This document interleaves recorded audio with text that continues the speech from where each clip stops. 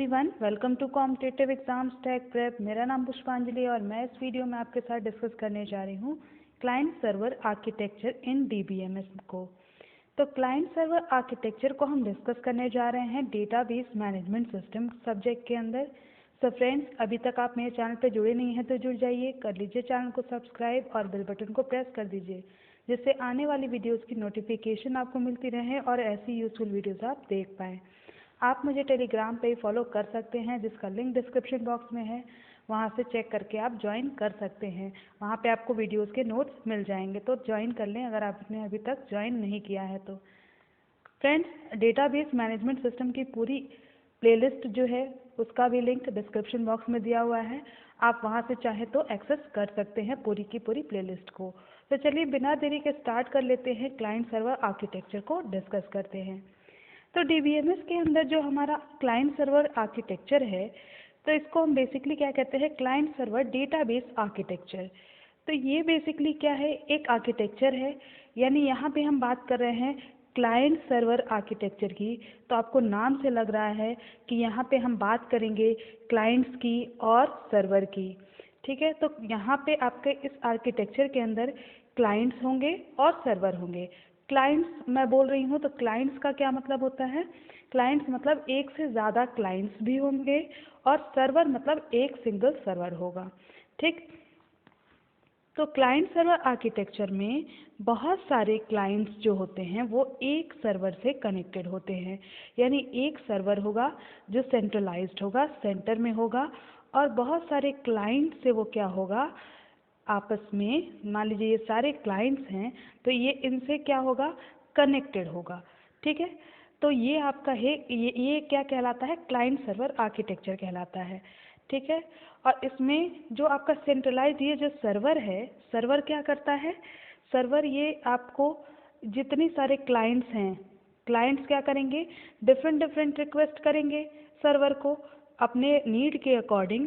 उनकी जो different services उनको रिक्वायरमेंट है सर्विसेज की, उन सर्विसेज के लिए सर्वर से क्लाइंट्स क्या करेंगे, डिफरेंट डिफरेंट सर्विसेज के लिए रिक्वेस्ट करेंगे। अलग अलग क्लाइंट अलग अलग सर्विस के लिए रिक्वेस्ट कर सकता है। तो जितने सारे क्लाइंट्स हैं सभी आप क्या करेंगे, इस सर्वर से, इस सेंट्रलाइज सर्वर से रिक्वेस्ट करेंगे।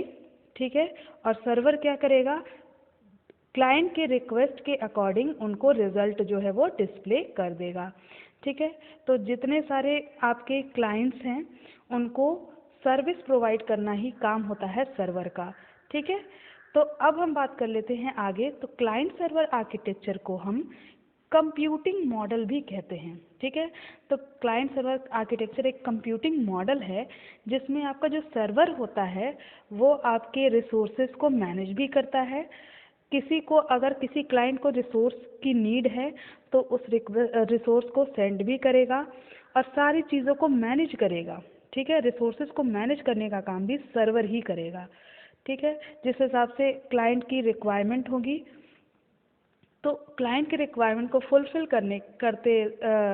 करने के लिए क्या करेगा, वो वर्क करेगा। ठीक है, तो इस आर्किटेक्चर में, इस टाइप के आर्किटेक्चर में, यानी क्लाइंट सर्वर आर्किटेक्चर में, वो एक से ज़्यादा आपके क्लाइंट कंप्यूटर्स होते हैं जो कि एक सेंट्रलाइज सर्वर से कनेक्टेड होते हैं। ठीक है, तो ये सारे कनेक्टेड कहाँ होंगे, नेटवर्क पे।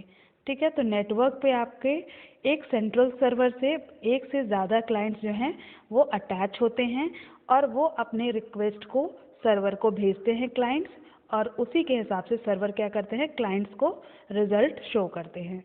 ठीक है, तो जो आपके सिस्टम होता है उस पर डिफरेंट डिफरेंट रिसोर्सेज जो है वो शेयर किए जाते हैं सर्वर के द्वारा। ठीक है, क्लाइंट्स को। क्लाइंट सर्वर आर्किटेक्चर को हम नेटवर्क कंप्यूटिंग मॉडल भी कहते हैं। तो आपसे अगर नेटवर्क कंप्यूटिंग मॉडल पूछा जाए तो आप समझ लीजिए कि वो बात कर रहा है क्लाइंट सर्वर आर्किटेक्चर की। और इसे हम क्लाइंट सर्वर नेटवर्क भी कहते हैं, क्योंकि यहाँ पे आपकी जितनी सारी रिक्वेस्ट है और डिमांड्स हैं वो सारा नेटवर्क पे ही सेंड किया जा रहा है। यानी जो भी क्लाइंट रिक्वेस्ट कर रहा है वो नेटवर्क पे ही क्लाइंट रिक्वेस्ट कर रहा है सर्वर से, और जो आपकी डिमांड सर्वर फुलफिल कर रहा है वो भी नेटवर्क पे ही कर रहा है। इसलिए हम इसको क्लाइंट सर्वर नेटवर्क भी कहते हैं या फिर नेटवर्किंग कंप्यूटिंग मॉडल भी कहते हैं। तो इसके दो नाम और हैं क्लाइंट सर्वर आर्किटेक्चर के, ये ध्यान रखिएगा, ठीक है। तो अब इस आर्किटेक्चर के थ्रू हम इस सॉफ्टवेयर को यानी इस क्लाइंट सर्वर आर्किटेक्चर को 3 टियर्स में यानी 3 लेवल्स में हम इसको डिवाइड कर देते हैं। जो आपका क्लाइंट सर्वर आर्किटेक्चर है, इसमें पहला लेयर आता है आपका प्रेजेंटेशन टियर। इसमें हम लेयर नहीं कहेंगे, इसमें 3 टियर्स होते हैं, ठीक है। 3 टायर कहिए, टियर कहिए, जो भी आप प्रोनाउंस करते हो। तो पहला जो है वो प्रेजेंटेशन टियर है, दूसरा है लॉजिक टियर और तीसरा है आपका डेटा टियर, ठीक है। तो फर्स्ट आपका प्रेजेंटेशन टियर है और देखिए हर एक टियर, जितने आपके 3 टियर्स यहाँ पे हैं, हर एक टियर इंडिपेंडेंटली आपका बिल्ड होता है, इंडिपेंडेंटली अपना मेंटेन भी किया जाता है, यानी एक दूसरे से कोई भी रिलेटेड नहीं होते हैं, एक दूसरे पे डिपेंडेंट नहीं होते कह सकते हैं आप, ठीक है।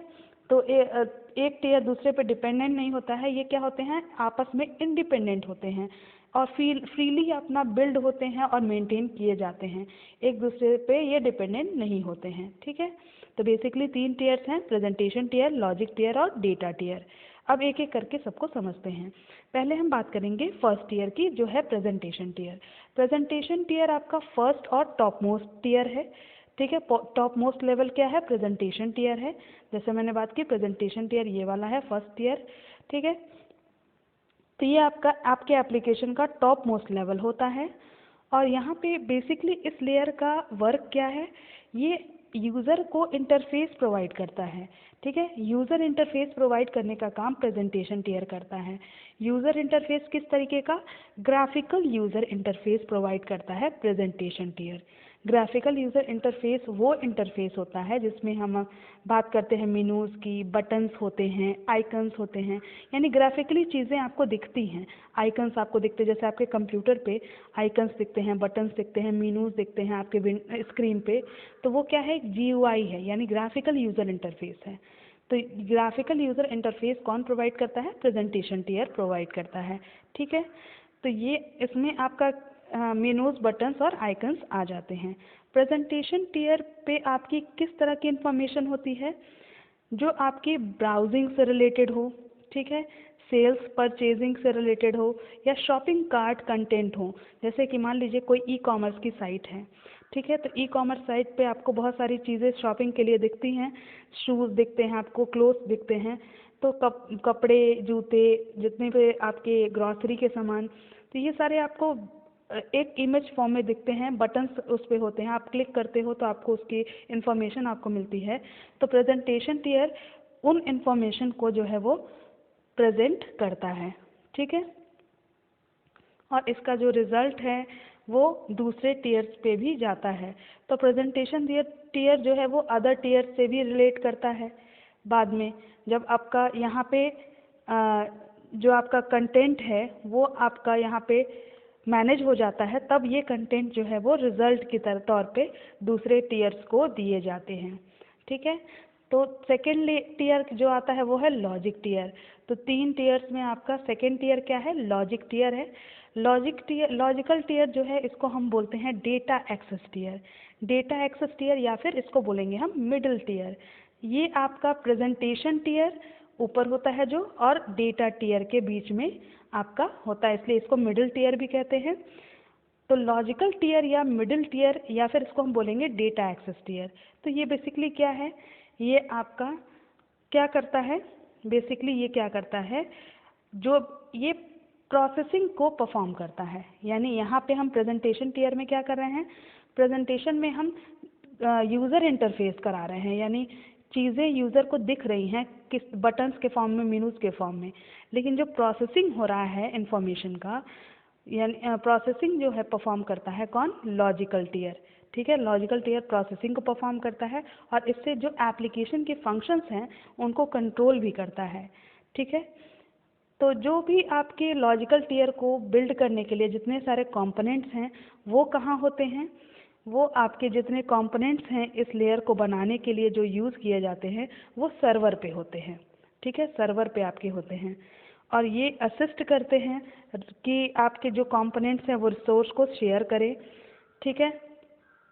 और जितने सारे आपके गवर्नमेंट के रूल्स हैं, लीगल रूल्स हैं, किस तरह से आप ब्राउजिंग कर सकते हैं, डेटा रूल्स है या डिफरेंट बिजनेस एल्गोरिथम्स हैं, उनको भी डिफाइन करता है लॉजिकल टियर। तो ये आपका डेटा स्ट्रक्चर को कंसिस्टेंट बनाने के लिए डिज़ाइन किया गया है। ठीक है, नेक्स्ट है डेटा टियर। तो थर्ड वाला आपका जो टियर है, last tier is data tier. तो ये बेसिकली आपका क्या है, डीबीएमएस ही होता है। तो इसको आप बोल सकते हैं डीबीएमएस लेयर। ठीक है, इसके अंदर आपका डेटाबेस होता है और ये आपका यूज़ किया जाता है बिजनेस सर्विस लेयर के दौरान। यानी जब हम बिजनेस लेयर सर्विस को प्रोवाइड करते हैं तब हम इस लेयर का यूज़ करते हैं। और इस लेयर में हम क्या करते हैं, डेटा को स्टोर भी करते हैं और रिट्रीव करते हैं, क्योंकि यहाँ पे हम डेटाबेस को रख रहे हैं। तो डेटाबेस में हम क्या करेंगे, डेटा को स्टोर करेंगे और डेटा को रिट्रीव करेंगे। तो इस लेयर की जो रिस्पॉन्सिबिलिटी होती है वो क्या होती है कि डेटा को कंसिस्टेंट फॉर्म में रखा जाए और डेटा इंडिपेंडेंट हो। यानी एक दूसरे से अगर उस एक में चेंज किया जाए तो दूसरे पे फ़र्क ना पड़े। तो डेटा इंडिपेंडेंट होना चाहिए और डेटा कंसिस्टेंट होना चाहिए।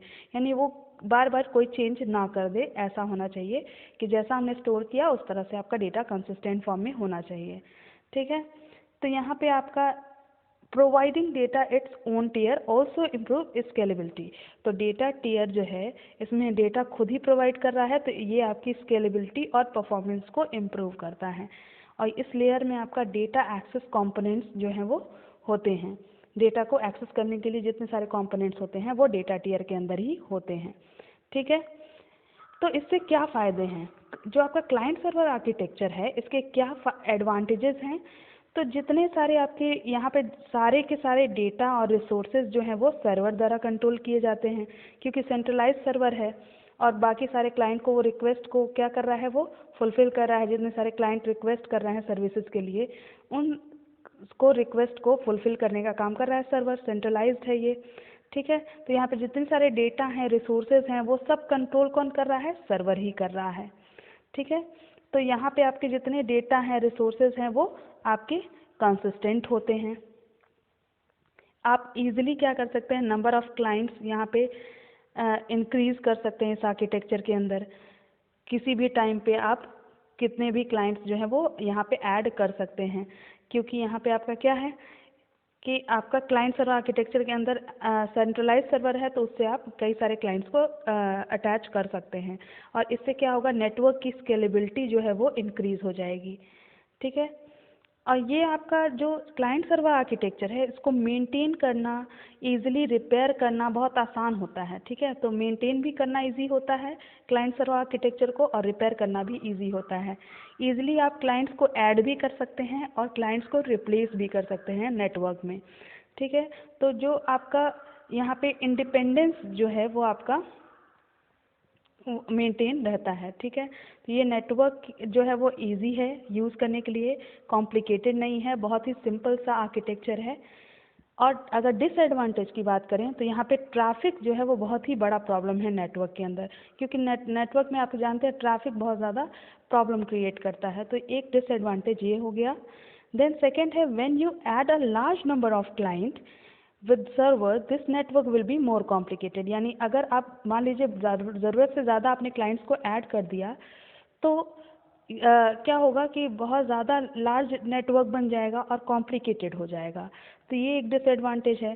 थर्ड है कि when the server goes down, अगर सर्वर मान लीजिए बैठ गया, सर्वर काम नहीं कर रहा है, तो clients are not able to send the request. तो क्लाइंट क्या होंगे, रिक्वेस्ट नहीं कर पाएंगे, क्योंकि सेंट्रलाइज सर्वर है, एक ही सर्वर है, तो पूरा का पूरा काम जो है वो स्टॉप हो जाएगा, सारा काम रुक जाएगा। ठीक है, तो ये एक डिसएडवांटेज है कि एक सेंट्रलाइज सर्वर, सिर्फ एक सर्वर है, तो वहाँ पे अगर सर्वर जो है वो क्रैश हो गया तो सारा का सारा काम रुक जाएगा। हार्डवेयर एंड सॉफ्टवेयर जो है यहाँ पे बहुत ही एक्सपेंसिव होते हैं और क्लाइंट्स जो हैं उनके पास रिसोर्सेज नहीं होते हैं। हर एक रिसोर्स के लिए वो क्या करते हैं, सर्वर से रिक्वेस्ट करते हैं। ठीक है, तो सर्वर से हर एक रिसोर्स के लिए रिक्वेस्ट करना पड़ता है, तो ये भी एक डिसएडवांटेज है इस आर्किटेक्चर का। आई होप आपको समझ में आया होगा। क्लाइंट सर्वर आर्किटेक्चर पूरी तरह से क्लियर हो गया होगा। अगर वीडियो पसंद आई है तो लाइक कर दीजिएगा, अपने फ्रेंड के साथ शेयर कर दीजिएगा। चैनल पे जुड़े नहीं हैं तो जुड़ जाइएगा। Thank you for watching.